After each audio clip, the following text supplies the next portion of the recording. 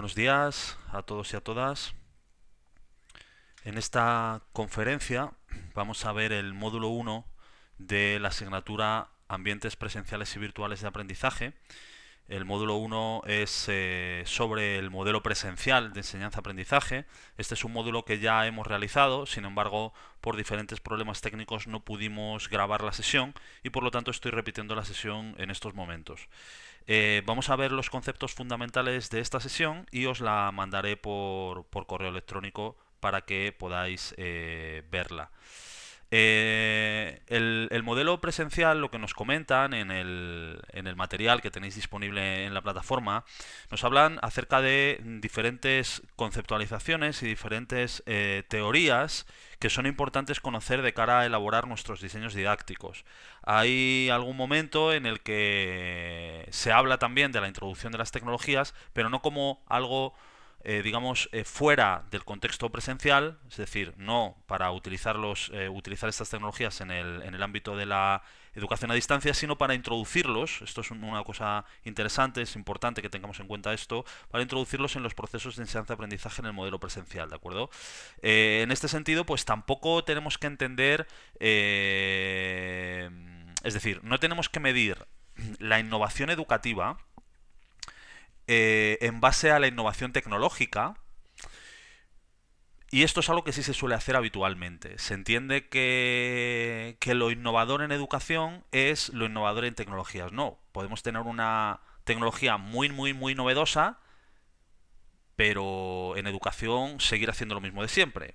Y esto es independiente del ámbito presencial o del ámbito virtual. Entonces, el ámbito presencial no es un contexto anticuado en relación al ámbito virtual. En términos pedagógicos estoy hablando, en términos pedagógicos. Yo creo que la presencialidad en muchos momentos, en un proceso de enseñanza-aprendizaje, es necesaria. Bien es verdad que las tecnologías pues nos permiten superar las limitaciones espaciotemporales, nos permiten implementar un montón de herramientas para que los aprendizajes de los alumnos sean significativos, para que desarrollen ese aprendizaje basado en la autonomía, en la indagación, este tipo de cosas, ¿de acuerdo? Pero es que en el ámbito presencial también se puede hacer. Entonces, la comunicación no es algo propio de los ámbitos virtuales. La comunicación está implícita en nuestro día a día y somos precisamente humanos, somos seres sociales precisamente porque nos podemos comunicar. Como decía un autor al que yo en su día leí mucho, Marco Silva, un autor brasileño, que publicó un libro que en español se tituló, ahora no me voy a acordar del título, disculpad, es un libro editado por Gedisa, por la editorial Gedisa, y en este libro Marcos Silva lo que decía era que da igual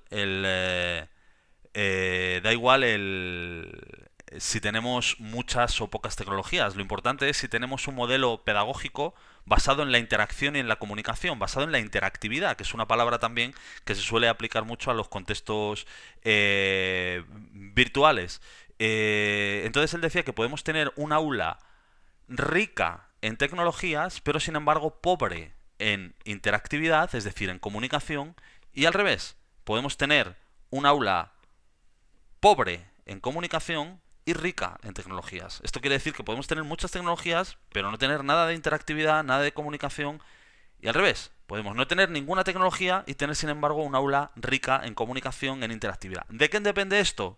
Depende del modelo pedagógico que llevemos a cabo en nuestro proceso de enseñanza-aprendizaje. Depende de la actitud del profesor. Depende de elementos que no tienen que ver con las tecnologías. Tienen que ver con la pedagogía, tienen que ver con la metodología, tienen que ver con cómo afrontemos nosotros el proceso de enseñanza-aprendizaje y la actitud que tengamos también nosotros como profesores, ¿de acuerdo?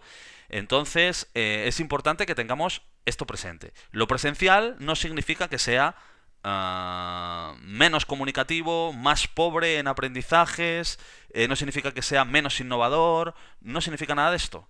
Es decir, la clave no está en las tecnologías que tengamos o si es presencial o si es virtual. Esto no es así. La clave está en el modelo pedagógico que implementemos.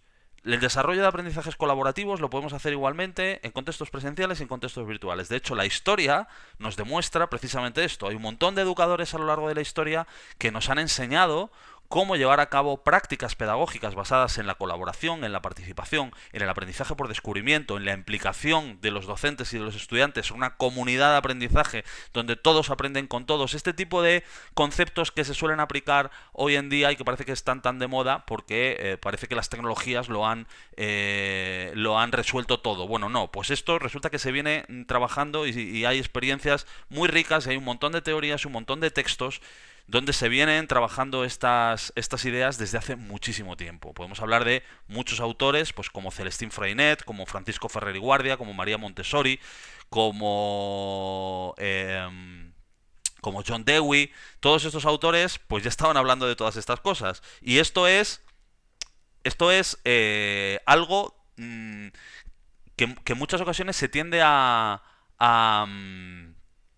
vincular al desarrollo de las nuevas tecnologías. Y esto no es así. Entonces, lo presencial puede ser muy interactivo, muy comunicativo, incluso sin necesidad de tener tecnologías. Si las tenemos, pues muchísimo mejor. Si las tenemos, nos facilitan mucho nuestra labor en el sentido de potenciar, posibilitar todos estos aprendizajes basados en la participación, etcétera. Las tecnologías nos ayudan en ese sentido, pero las tecnologías solo son tecnologías, depende de cómo las utilicemos, ¿de acuerdo?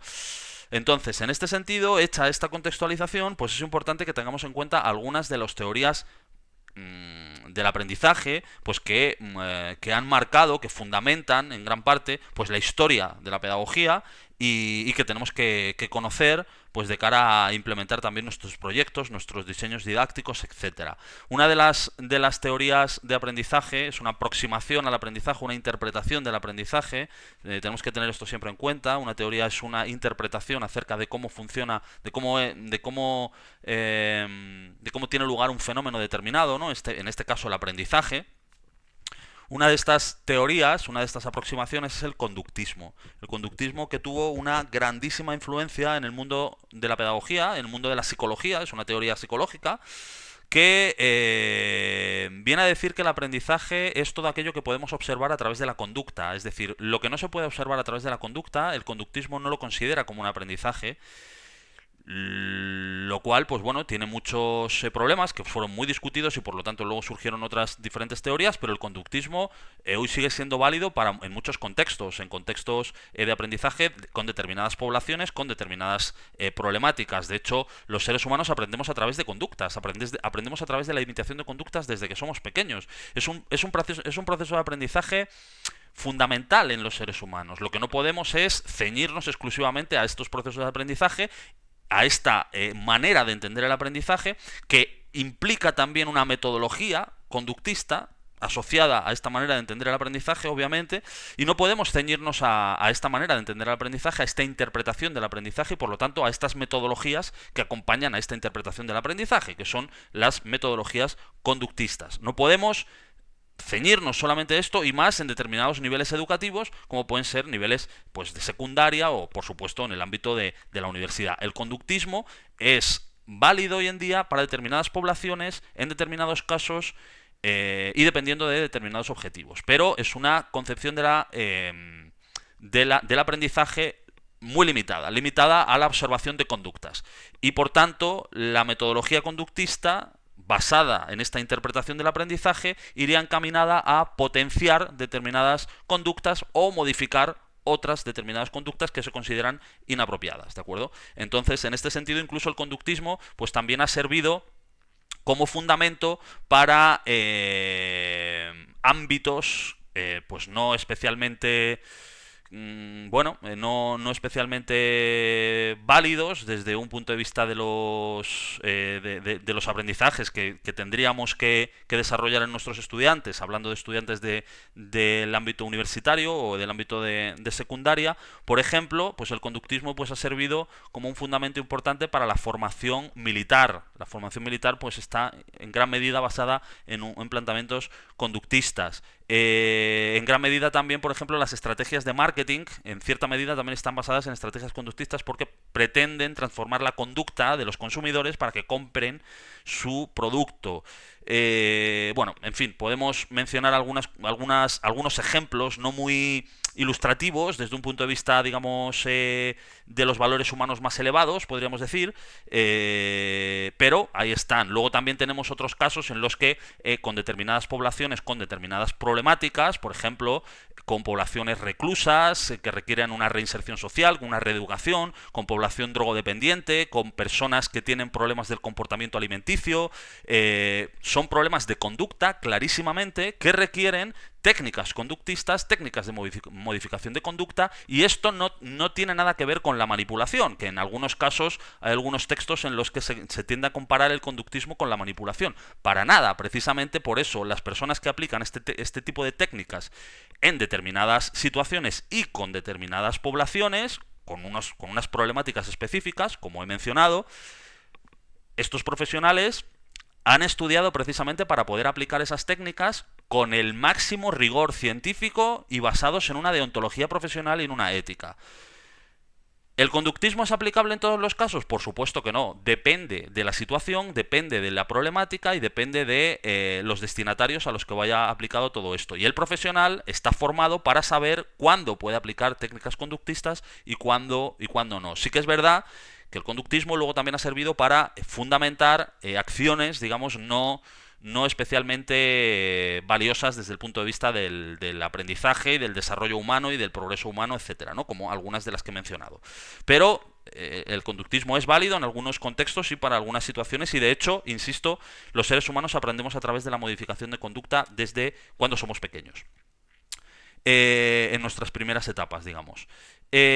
Otra de las grandes teorías que tenemos que considerar es el cognitivismo, que de alguna manera surge como respuesta a los planteamientos del conductismo, precisamente porque el conductismo tenía una interpretación del aprendizaje muy limitada, ¿no? Porque solamente se basaba en aquello que es posible observar a través de la conducta.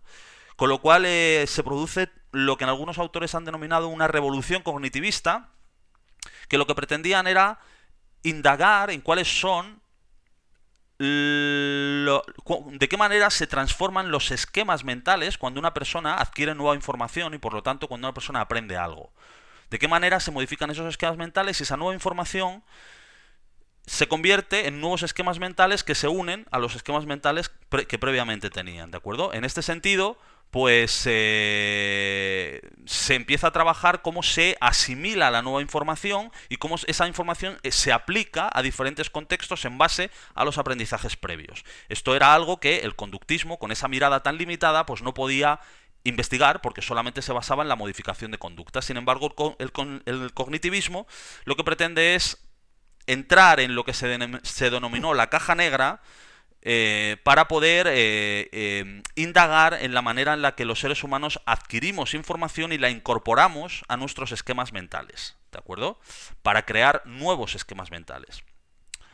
El constructivismo, que muchos autores lo consideran como una rama dentro del cognitivismo y otros lo consideran como algo que poco a poco se va separando del cognitivismo, pues está basado en la idea de que los seres humanos aprendemos básicamente a través de las interacciones sociales, a través de la interacción con el entorno, a través del lenguaje, de la comunicación, a través del feedback que nos da el entorno también cuando nosotros actuamos y hacemos determinadas acciones.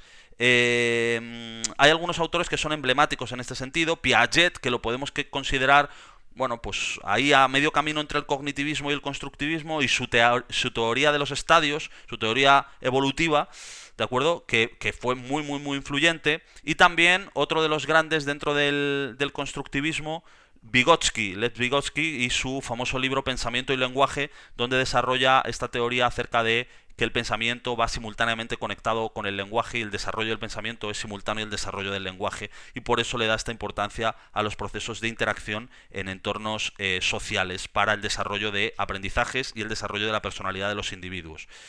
¿De acuerdo? Estos serían como las tres grandes teorías del aprendizaje. Estas tres teorías han marcado en gran medida pues gran parte de la psicología en el siglo XX y gran parte de las teorías del aprendizaje también durante el siglo XX, y gran parte de las metodologías de enseñanza-aprendizaje basadas en estas interpretaciones, interpretaciones acerca de cómo funciona el aprendizaje. Pero a partir de la llegada de las tecnologías de la información y la comunicación, pues hay algunos autores que empiezan a plantear que los seres humanos tenemos otra manera de acceder a la información y por tanto tenemos otras formas de aprender, que a través de los medios digitales aprendemos de otras maneras distintas, que no podemos ceñirnos a las teorías del aprendizaje clásicas porque hay otras formas de aprender a través de los medios digitales. Es decir, la adquisición del conocimiento que generamos los seres humanos cuando interactuamos en entornos virtuales, en entornos a través de tecnologías de la información y de la comunicación, esos procesos de adquisición del conocimiento no se pueden explicar a través de las interpretaciones teóricas antiguas, de las anteriores, ni del conductismo, ni del cognitivismo, ni del constructivismo. Por lo tanto, hay que pensar en una nueva manera de interpretar cómo se producen los aprendizajes en estos nuevos entornos digitales. Y por eso surge una cuarta teoría, podríamos decir dentro de las grandes teorías del aprendizaje, una cuarta gran teoría que la propone un autor que se llama George Siemens en el año 2004-2005 aproximadamente, que se llama la teoría del conectivismo. De hecho, hay un artículo que publicó él que se llamó así, Conectivismo, una teoría del aprendizaje para la era digital, donde plantea estas cuestiones que os he comentado en relación a la necesidad de indagar en nuevas teorías del aprendizaje que nos permitan explicar cómo se genera la adquisición del conocimiento en estos entornos virtuales, ¿de acuerdo? Y que plantea, pues por ejemplo, cuestiones como, estoy leyendo directamente, cuestiones como el aprendizaje y el conocimiento dependen de una diversidad de opiniones. El aprendizaje es el proceso de conectar fuentes especializadas de información. En ese sentido, lo que plantea George Siemens es que es más importante encontrar las fuentes y conectar las fuentes especializadas de información que la propia información. ¿De acuerdo? El tener la capacidad de llegar a esas fuentes y conectarlas es más importante y es más relevante para el aprendizaje que la propia información que conseguimos. Nos dice también, por ejemplo, que el aprendizaje puede estar en dispositivos no humanos, por ejemplo, en bases de datos. Las bases de datos son fuentes de aprendizajes, ¿de acuerdo? Según la teoría conectivista. Nos dice también George Siemens que la capacidad de saber es más importante que el propio hecho de saber. Que la capacidad de saber más de lo que sabes es más importante que el propio hecho de lo que ya sabes. Es mucho más importante y es determinante realmente para el desarrollo de los aprendizajes. Otra característica principal es que es muy importante saber hacer conexiones entre las diferentes fuentes de información y entre las diferentes informaciones que nos van llegando. Conexiones que nos permitan actuar y nos permitan aplicar ese conocimiento a diferentes contextos, ¿de acuerdo? La toma de decisiones a la hora de detectar una necesidad de aprendizaje, por ejemplo, esto también es muy importante. Entonces, estos son algunos elementos que os plantean en el documento que tenéis de estudio y que yo creo que es interesante que profundicéis en ellos de cara a considerar una interpretación, una nueva manera de observar los procesos de aprendizaje en entornos virtuales. Esto no significa, en modo alguno, no significa que tengamos que renunciar a las clásicas teorías del aprendizaje porque están ahí, porque nos sirven y nos fundamentan. Pero sí que es verdad que el conectivismo, digamos que complementa un poco quizá este vacío en términos teóricos que se ha creado a raíz de la irrupción de las nuevas tecnologías y del desarrollo del conocimiento y de los procesos de aprendizaje a través de los entornos virtuales. Entonces es necesario también considerar, por supuesto, el conectivismo como, si queremos, como una de las grandes teorías del aprendizaje, como la cuarta gran teoría, podríamos decir, ¿de acuerdo? También nos hablan en los materiales que tenéis disponibles en la plataforma, insisto en la necesidad de que profundicéis en ellos, también nos hablan, por ejemplo, del rol docente en entornos presenciales y también lo podemos comparar con el rol docente en entornos virtuales haciendo una reflexión en relación a las diferencias y similitudes entre uno y otro, ¿de acuerdo? Entonces, ciertamente el rol del docente en entornos presenciales habitualmente es equiparado a ese rol de transmisor de información, de ese rol, digamos, basado en una comunicación unidireccional, basado en la posesión del saber, el saber lo tiene el profesor. Esto implica al mismo tiempo un rol en los estudiantes, que veremos a continuación, ¿de acuerdo? Y entonces, en algunos momentos se nos plantea que a raíz de la introducción de las nuevas tecnologías, este rol del docente se ha transformado. como si las tecnologías por sí mismas tuvieran una especie de magia que ellas mismas, simplemente por el hecho de estar, pues transforman el rol de los profesores. Esto no es cierto. Vuelvo otra vez un poco a esta idea de que pensar en estos términos es darle muchísimo protagonismo a las tecnologías, cuando las tecnologías solo son recursos. Esto es como si dijéramos, que estos son ejemplos que yo siempre pongo en mis clases, en mis charlas. Siempre digo lo mismo, ¿un libro transforma una metodología? ¿Un libro transforma el rol del profesorado? No, depende de cómo utilicemos eso, ¿de acuerdo? Entonces, el rol del docente, transmisor, unidireccional, basado en la clase magistral, se puede repetir exactamente igual, se puede hacer exactamente igual, de la manera más autoritaria y más purista que os podáis imaginar, tanto en lo presencial como en lo virtual. No podemos pensar que lo virtual, porque es virtual, ya eso va a transformar el rol docente. No, depende precisamente del docente. Depende de su modelo didáctico, depende de su modelo pedagógico, depende de su actitud, depende de su enfoque a la hora de afrontar los procesos de enseñanza-aprendizaje, etcétera. No depende de los recursos, ni de las tecnologías, ni de los medios de comunicación, ni de los materiales, ni de nada de esto, ¿de acuerdo? Entonces, el rol del docente, que tradicionalmente se ha dicho que en entornos presenciales es transmisor, no tiene que ver con el hecho de que sean entornos presenciales, tiene que ver, más que nada, tiene que ver con un estancamiento del proceso educativo a esa manera de entender los procesos de enseñanza-aprendizaje. No tiene que ver con una innovación tecnológica, sino que tiene que ver con una carencia de innovación pedagógica. ¿De acuerdo? Entonces, en este sentido, también el rol del docente en entornos presenciales también puede ser completamente distinto. También puede ser basado en la participación, basado en la interacción con sus alumnos, estableciendo unos procesos de comunicación horizontales, democráticos, es decir, todo aquello que se plantea para los ambientes virtuales. ¿Qué pasa? ¿Que todo eso no se puede hacer en ambientes presenciales? Por supuesto que sí. De hecho, hay experiencias a lo largo de la historia que así nos lo corroboran. Por ejemplo, la experiencia muchas veces citada de Celestín Freinet con la imprenta escolar. Celestín Freinet no necesitó desarrollar clases magistrales, precisamente porque además no podía, porque tenía un problema en el pulmón que le impedía elevar la voz, y desarrolló una metodología basada en la imprenta escolar.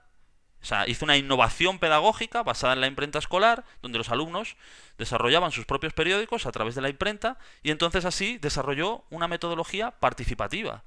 Y estamos en un ámbito presencial. Estábamos en un ámbito presencial. Estaban los alumnos ahí en clase, ¿de acuerdo? Realizando su periódico. También podemos mencionar pues a John Dewey con sus experiencias basadas en el learning by doing, en el aprender haciendo, ¿no? También podemos mencionar a Alexander Neil con su escuela de Summerhill. Muchas experiencias a lo largo de la historia que nos demuestran que el rol del docente en entornos presenciales no tiene por qué ser un rol autoritario, basada en la transmisión de información, basada en la clase magistral. No, podemos ser organizadores de experiencias, mediadores de aprendizajes, podemos ser diseñadores de itinerarios de aprendizaje, ¿de acuerdo? Podemos ser organizadores de grupos de trabajo, podemos ser muchísimas cosas. No tenemos por qué solo ser transmisores de información porque estemos en el ámbito presencial. De hecho, la investigación en pedagogía ha demostrado que los estudiantes aprenden más en la medida en la que los docentes desarrollamos esos roles más cercanos a la mediación de aprendizajes, a los acompañamientos de aprendizajes, que no al clásico rol basado en la clase magistral, en la lógica frontal, en la transmisión de información, etcétera. Entonces, es independiente el hecho de que, en este sentido, es independiente el hecho de que estemos en un contexto presencial o virtual. Los docentes tenemos que ir en la línea de ser mediadores de aprendizajes, acompañantes, diseñadores de itinerarios de formación, organizadores de equipos de trabajo. Este tipo de cuestiones es lo que nos tiene que inspirar. Este tipo de maneras de entender nuestra acción educativa nos tiene que inspirar a que salgamos de ese rol de transmisores de información, aunque estemos en un entorno presencial, ¿de acuerdo? Esto no quita para que en algunos momentos sea necesaria una clase magistral o algunos momentos de charlas magistrales donde necesitemos exponer algo a los estudiantes, ¿de acuerdo? Es decir, no estamos hablando de blancos ni negros, ni estamos hablando de de metodologías buenas o metodologías malas, de transformar unas cosas por otras. Es decir, no estamos hablando en términos de polaridad, sino estamos hablando de que es necesario que los docentes tengamos una caja de herramientas suficientemente amplia que nos permita desarrollar metodologías dependiendo de en qué contextos, en qué situaciones, con qué objetivos, con qué destinatarios, etcétera. Habrá algunos momentos que necesitemos alguna clase magistral, pero no podemos ceñirnos exclusivamente a la clase magistral porque los estudiantes pues se van a aburrir, no van a estar motivados y necesitan participar, y los aprendizajes van a ser más ricos en la medida en la que participen. Por eso tenemos que combinar en gran medida, no tenemos que combinar, sino que tenemos que privilegiar el aprendizaje de los estudiantes basado en su participación, en la colaboración, en el enriquecimiento de experiencias, en que se sientan partícipes y protagonistas de su proceso de aprendizaje, sin rechazar, digamos, de manera taxativa la posibilidad de que en algún momento podamos dar una clase magistral, ¿de acuerdo? Porque sea necesario en algún momento o porque lo consideremos necesario dependiendo de los objetivos que tengamos o de la temática que estemos trabajando.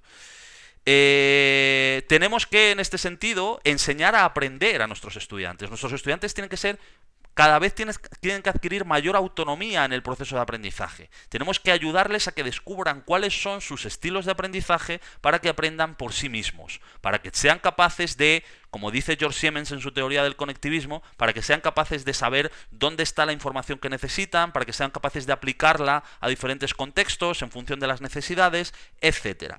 Esto obviamente se sale del objetivo de que adquieran información única y exclusivamente. Y aquí entro a cómo tiene que ser el rol de los estudiantes. Si nosotros lo que pretendemos hacer es que ganen en autonomía, que ganen en capacidad de toma de conciencia, ¿no? Que tomen conciencia de cuál es su proceso de aprendizaje para que aprendan de manera autónoma y aprendan a aprender, es necesario un cambio en el rol del profesor.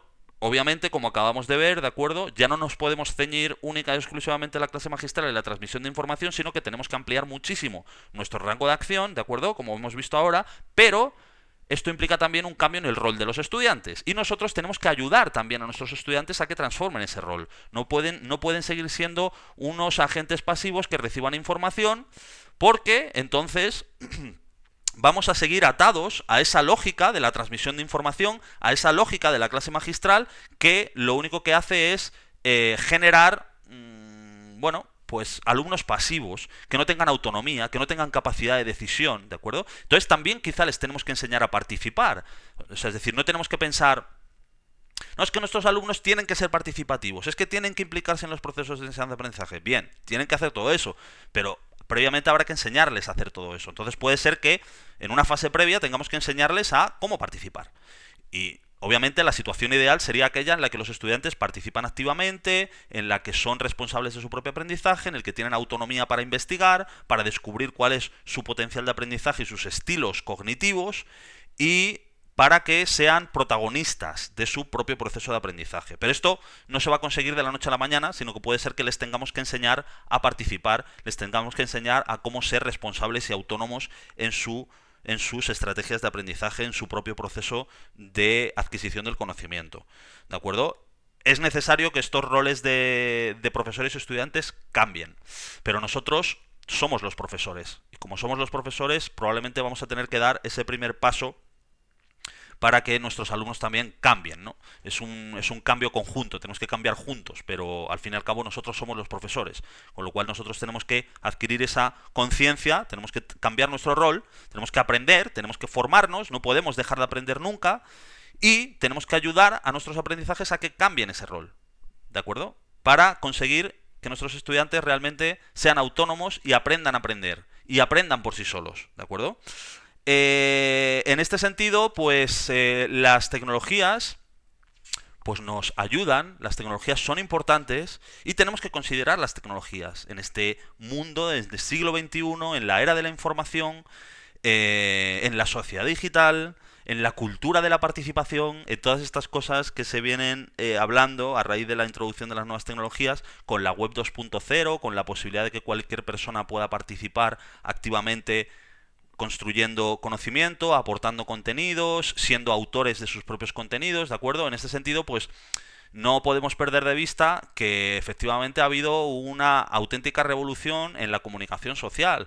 Hasta la aparición de la web 2.0 en el año, a principios de los años 2000 aproximadamente, los usuarios de la información, los receptores de la información, solo éramos receptores de la información. Los medios de comunicación funcionaban según la lógica de uno a muchos, ¿no? Un emisor o unos pocos emisores y muchísimos receptores, que además no teníamos ninguna posibilidad de respuesta ante el mensaje que nos lanzaban los medios de comunicación. Pero, como bien sabemos, la web 2.0 y las herramientas que nos posibilita la web 2.0, como los blogs, las wikis, las redes sociales, cualquier tipo de herramienta, de entorno, de aplicación que nos permita producir contenido y publicarlo en la web, eso ha roto radicalmente esta lógica de los medios de comunicación tradicionales, convencionales, basados en la transmisión de información y en la recepción pasiva por parte de la audiencia o del público. Ya no hay audiencias, sino que hay usuarios,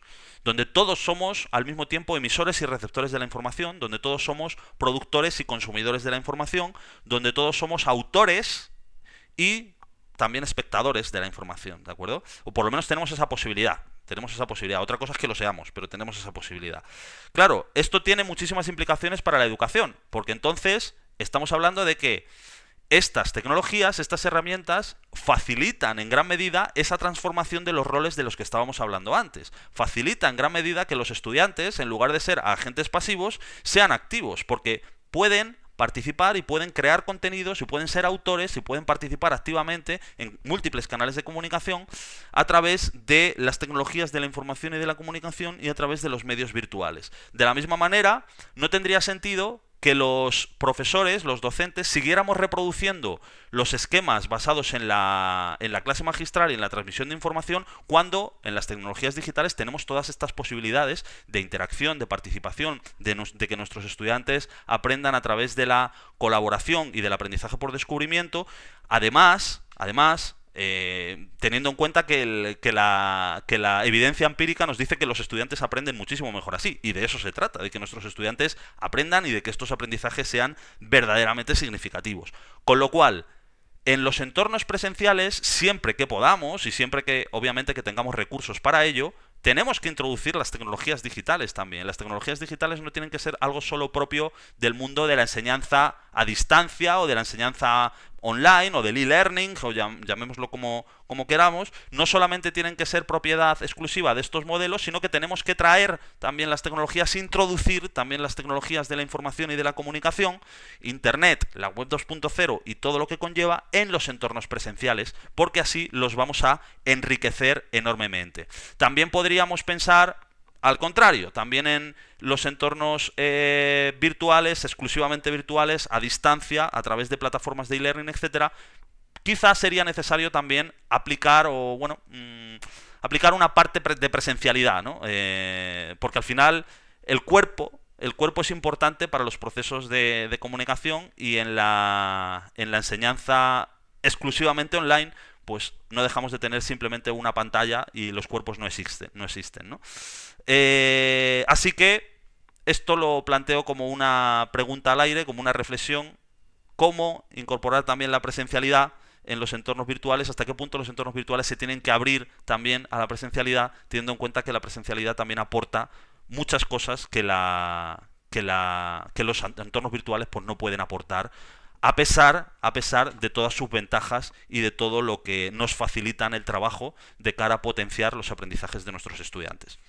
Y con esto, pues habríamos visto los conceptos fundamentales del módulo 1, y me despido hasta una próxima sesión en la que podamos estar, espero que en directo, escuchando vuestras consultas, y si no, pues quedo atento a mi correo electrónico, que ya sabéis cuál es, para que me planteéis todas las dudas que consideréis oportunas. Buenas tardes y hasta pronto.